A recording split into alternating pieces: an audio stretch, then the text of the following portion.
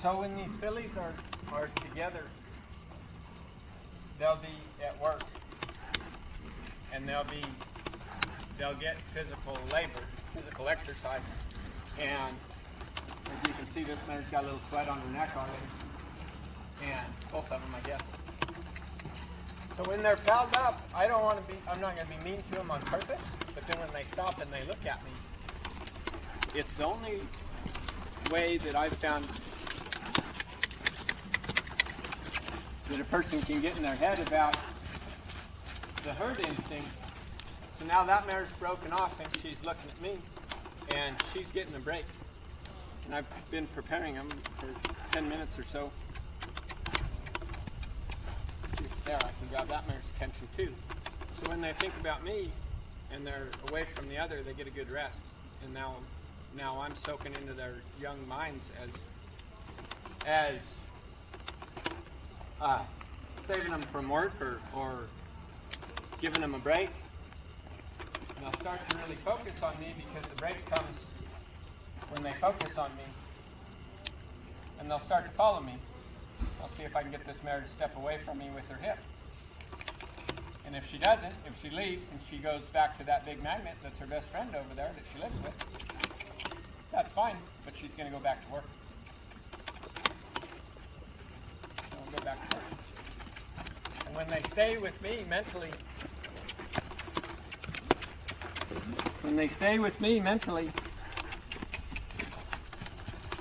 I'll let them stay away from work. Like, see how this mare's really lashing onto me. She's trying to figure out how to get away from the pressure. The bay mare's a little more distracted yet. So I'll just keep the pressure on the bay mare until she looks at me while that mare's there taking a rest. They come together. If the roan mare wants to go with her, she's going to get some exercise. You know, she'll get put back to work.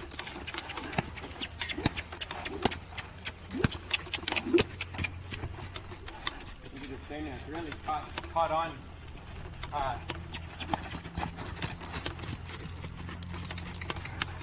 For the roan mare, she's really caught on to what's going on here. She's looking at me right there like hunting a stock. That horse would be really easy to catch in a 40-acre pasture. Basically, it'd be really tough. I'll go by her to balance them off. Picking string here. We'll stop that horse and start that horse. I'll come across the horse's shoulder. She looks away. I'll keep her working. She looks at me. I'll give her a good break. Try her again. Stays away from me. She's going to stay working. Roan mare's really trying hard. And they'll actually start to educate each other. Another reason that I work them together is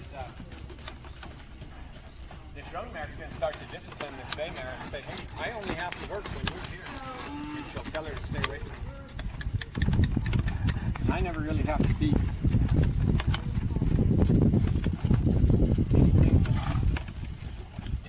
asking for forward motion. It's really simple. Really, really simple pressure on these young minds. The bay mare starts to look at.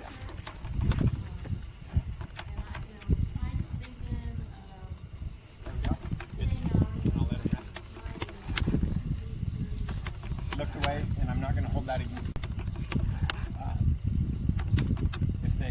If they want to look away, that's one thing. If they want to,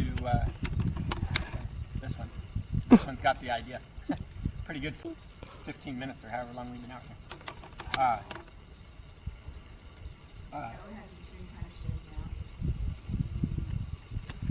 If she tries to get away from me, now she's starting to move. I'm going to put her back to work here in a second.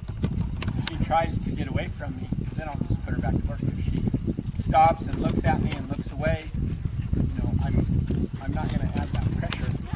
So like now, they're back together. They're both out of the classroom. Which is fine. They've got little young brains. They need recesses. And I'm going to work on the other side here. Look at old Roni stop right here. Mm-hmm. She gets it. So as soon as this bay mare hooks up to me, I'm going to release her. Sorry. That's fine. I'm going to release her and I'll go to petting on this roan mare. And the roan mare's ready for the next class. She's ready for the next step. The bay mare's going to need a longer release. The longer that a horse takes to find the solution, the longer the release needs to be once they've found it. It'll help them soak it in.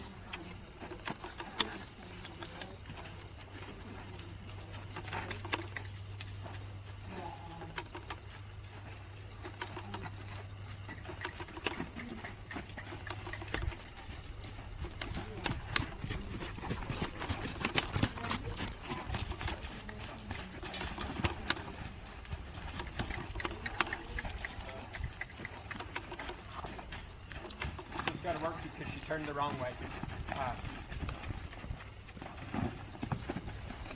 She wasn't mentally coming with. She was simply looking at the wrong in the wrong door.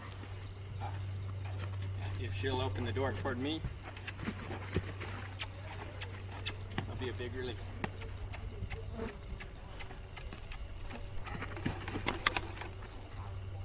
Was a weird way to hit it, but I'm going to give her the benefit of the doubt. I'm always paying attention to which eye they're putting me in. If it's the left eye or the right eye, it's a very different release for them. Let's see if her hip will come around with me. She'll stay with me until I get her. She wants to go to work.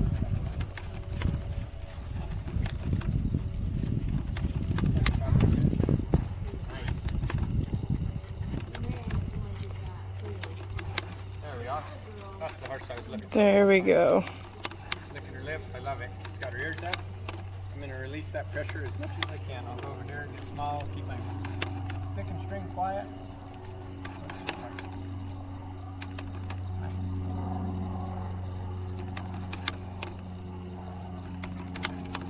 That's pretty fun. That mare just made a huge change. If I can't get that, I don't proceed. Like there's no point in going further.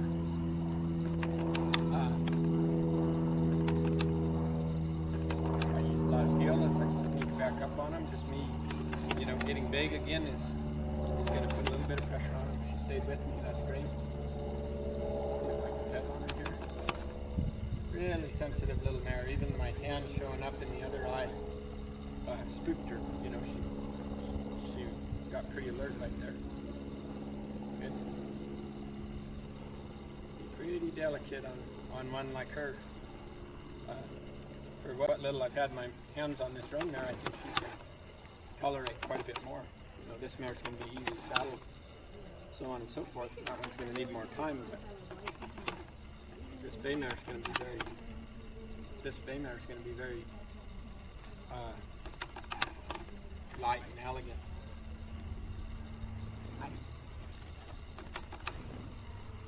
If I keep her on my team, I got to keep them both on my team, but this one will be much easier to offend. This one already thinks I'm her bud.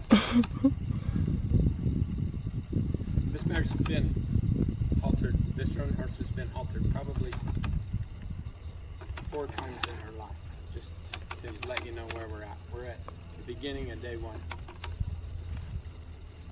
I'm going to give this bay filly a pretty good recess and work with this roan mare. So one thing about these colts that helps them understand their all this new stuff that's getting thrown at them is the smaller the increment you can break it into, the easier it's going to be for them. So like this, I just put the saddle pad on the mare while we were changing the battery in the camera, but this is the second time that's come on her back, and I'm going to take it away just as fast as I put it there, and not let it turn into something. Everybody's different, and whatever works is right. Some guys want to throw the saddle and the saddle pad on them at the same time and get them cinched up all the way so they can't fuck the saddle off. I'm going to show you a little trick that I use that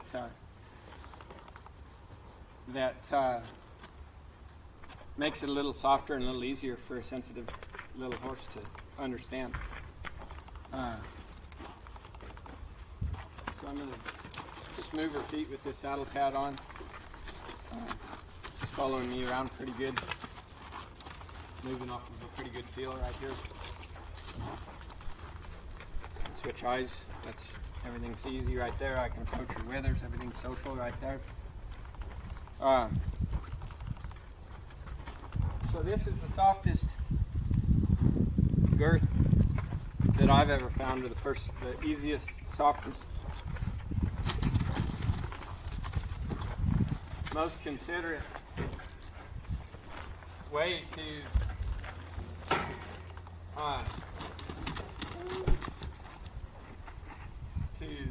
cinch up a horse. Even the sound of the latch on the end of this rope is enough. Even before it touches her, it just makes a little blank sound, and it's got her nervous. So some guys would say I'm sneaking around her, but I don't really think I am. I'm just sacking her out. Is she going to be ready for a saddle this afternoon? No, I don't think so. But is she going to be more ready for a saddle in 2 or 3 days? Yes. And we've got a lot of time. We're not in a hurry at all with these little horses.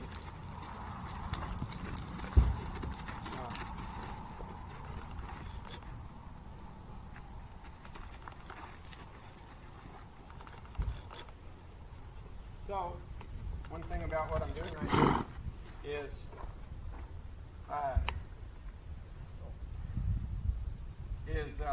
it's very low weight, it's very low pressure, it's very low intensity. You know, there's no big stirrups clanking them in the sides. There's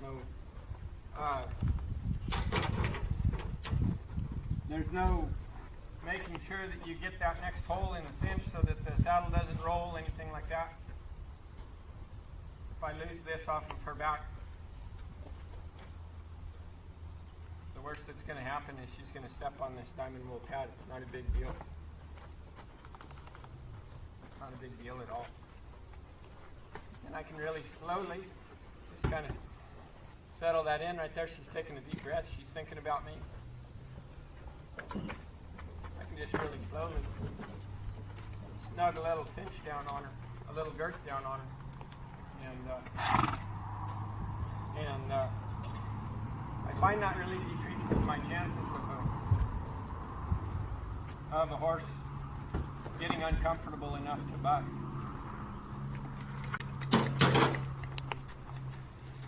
Her hips loose, just like I do when I get on her. Good. So there's not much pressure there, but it's dang sure the first stage of a cinch. Now I'm going to use my right hand to simulate a stirrup, whacking her in the rib, and it's going to teach her to move her hip away. Good. That's good enough. So like those little tiny increments are gold for these little horses. You know, no horse learned, or let's say this, no kid learned how to do trigonometry without doing arithmetic, simple arithmetic first, like addition and subtraction. And we've got a long time to educate this horse. Any small increment that I can come up with. There's another one I'm going to teach her to do. A little turnaround here off of the balance of my body. I'm just looking for her to start crossing those front feet across. And when she does, I'm going to release.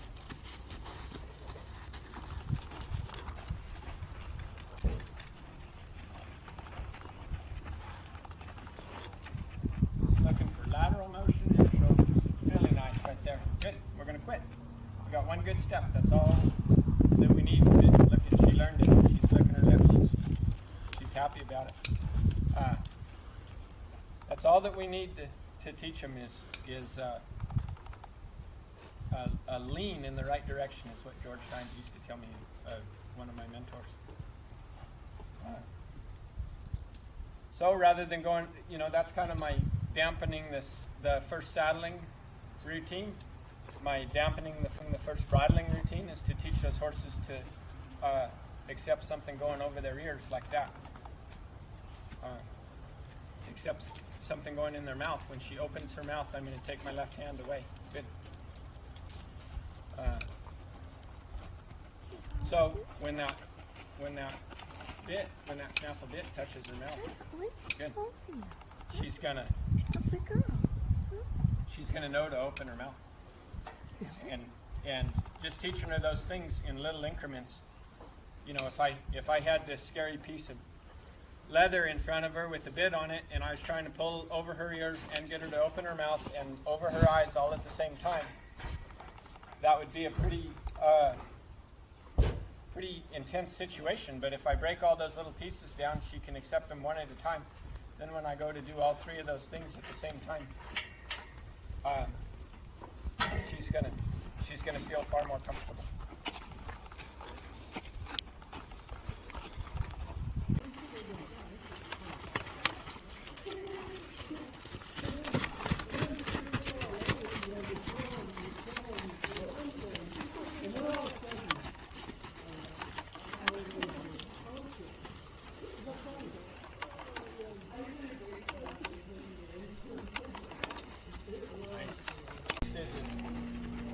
Prerequisite to down to avoid having her be scared of this rope is I'm just going to let her drag it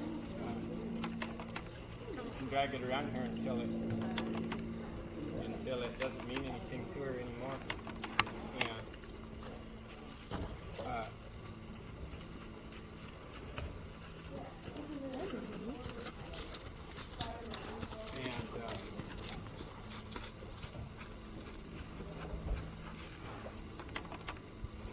That was preventable, I guess, is what I'm getting at.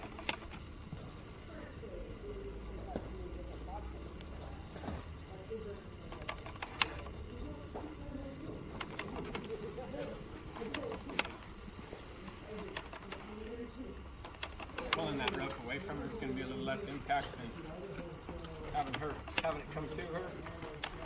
Good. Side pass her over right here. Side pass, side pass, side pass.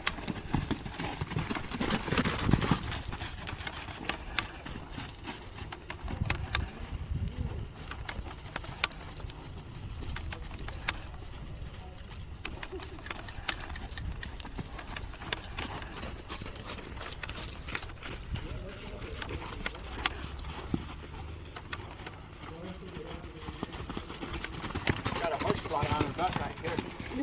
Oh no. If I was smart, I'd figure out how to utilize that for that to be my pressure. I'm not sure what to do with it in this case.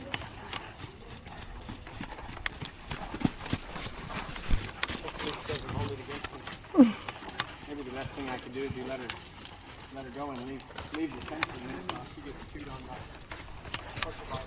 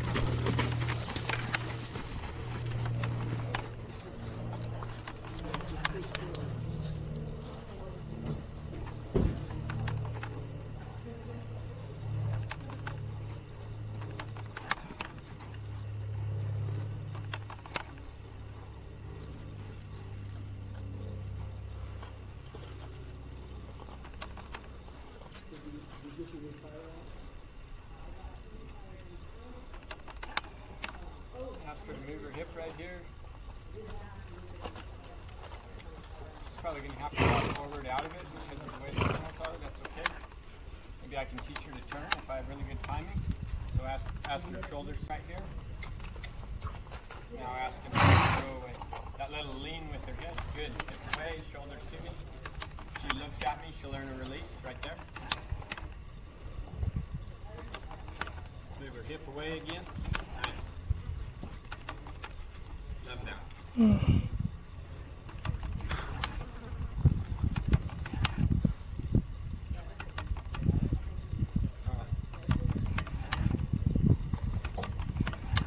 I try to time my timing into their thoughts. Like it's not whether she took the step away. If I wait till she takes the step away, I'm too late. If I can release her when she thinks about taking the step away, I'm on time.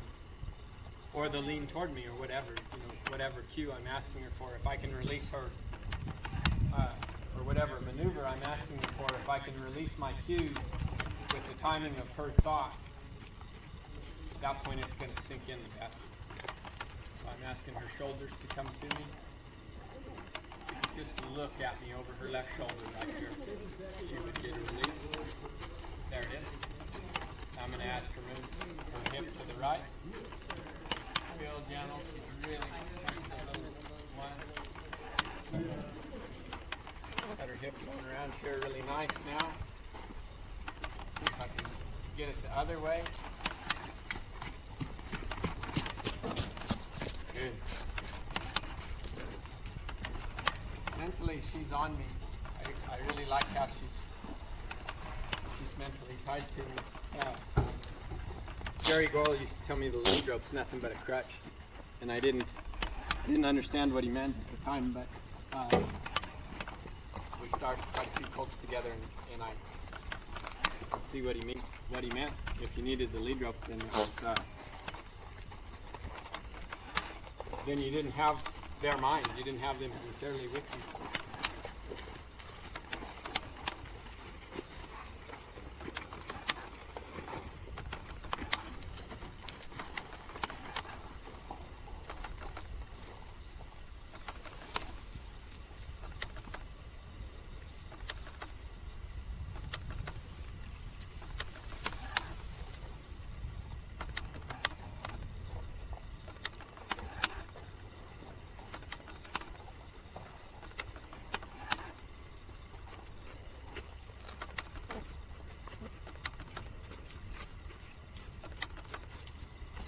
Move this long rope back behind her shoulders, and I'm going to do the same thing that I did with the roan mare already. This is going to be the first impression of the girth or of surcingle. I use a surcingle for this also instead of a saddle. I just think it's a really mild introduction to that feel. Neither one's better than the other, just maybe different for different horses. These two little fillies are very young and have a ton of feel. So maybe a lead rope's a little bit better for them.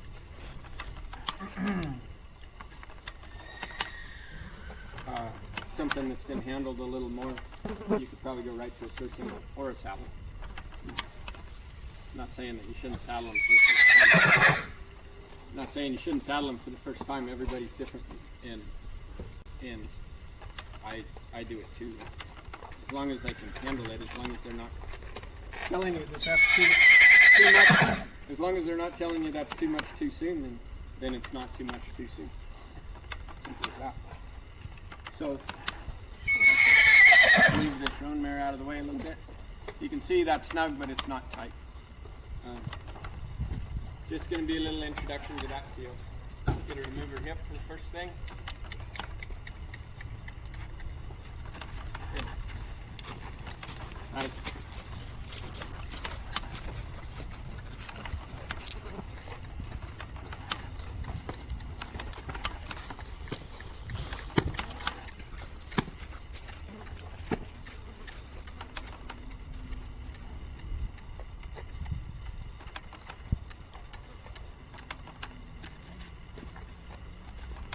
So the longer it took her to find it, the longer the release needs to be. Good. She's licking her lips. She understood. I'll let her cook on that for a second. I'm going to move her the other way, and I'm going to leave her alone for a while. Let her think about all the things that she's experienced and learned.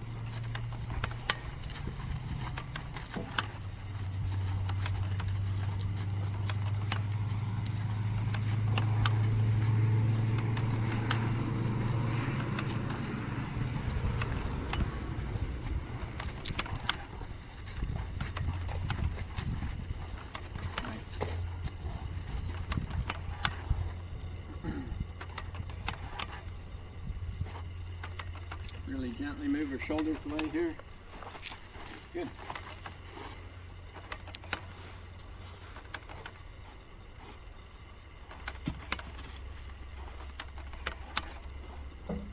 She can rake. Just a little better. She's taking a big old step out there. Now she's stepping around in there smart. She feels how much pressure I'm applying and takes a step that's relative to that instead of just throwing her shoulders, way out away from me, way that way. Throwing her shoulders way that way is fine, but I also need to be able to control it.